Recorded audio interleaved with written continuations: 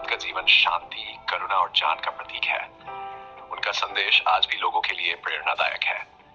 ये कहानी उनके जीवन के एक महत्वपूर्ण क्षण पर आधारित है, जब उन्होंने करुणा और सहानुभूति का अद्वितीय उदाहरण प्रस्तुत किया। कहानी की शुरुआत होती है जब गौतम बुद्ध अपने शिष्यों के साथ एक छोटे से गांव में विहार कर रहे थे।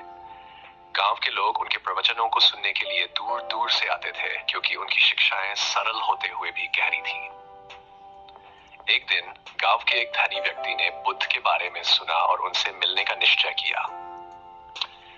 हालांकि वह व्यक्ति बुद्ध से प्रभावित नहीं था। उसका मानना था कि बुद्ध जैसे लोग समाज में कोई वास्तविक योगदान नहीं देते और केवल बातें करते हैं।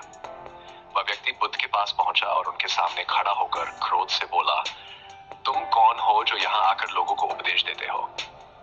तुम्हारा जीवन समाज के लिए किस काम का है? तुम कुछ भी नहीं करते, केवल बातें करते हो। तुम्हें शर्म आनी चाहिए कि तुम यहाँ बैठे हुए हो और मेहनत से कुछ नहीं कमा रहे हो। बुद्ध शांतिपूर्वक उसकी बातें सुनते रहे। वह व्यक्ति बहुत देर तक बुद्ध को अपमानित करता रहा, लेकिन बुद्ध के चेहरे पर शांति और करुणा का भाव बना रहा। अंततः जब वह व्यक्ति थक गया और चुप हो गया, तब बुद्ध ने धीरे से कहा, भाई, अगर तुम एक उपहार किसी को देना चाहो और वह उसे स्वीकार न करे, तो वह उपहार किसके पास रहेगा? उस व्यक्ति ने थोड़ा अचरज से कहा, अगर कोई उपहार स्वीकार न करे, तो वह उपहार देने वाले के पास ही रहेगा। बुद्ध ने मुस्कुराते हुए कहा, बिल्कुल सही। तुमने जो क्रोध और अपमान मुझे देने की कोशिश की, मैंने उसे स्वीकार नहीं किया, इसलिए वह तुम्हारे पास ही रह गया है। वह व्यक्ति बुद्ध के उत्तर से स्तब्ध हो गया। वह सोचने लगा कि कैसे बुद्ध ने उसके अपमान का जवाब करुणा और धैर्य से दिया। बुद्ध की ये शांति और सहनशीलता उसे भीतर से झकझोर गई। उसने अपने व्यवहार पर पछतावा महसूस किया और बुद्ध के चरणों में गिर पड़ा। मुझे क्षमा करें, उसने कहा, मैंने क्रोध में आकर आपका अपमान किया। अब मुझे समझ आया कि आप सच में एक महान व्यक्ति हैं। बुद्ध ने उसे उठाया और कहा, तुम्हारे भीतर क्रोध का कारण अज्ञान है। जब कोई व्यक्ति अज्ञान के अंधकार में होता है, तो वह अपने भीतर के दुख और अशांति को नहीं समझ पाता।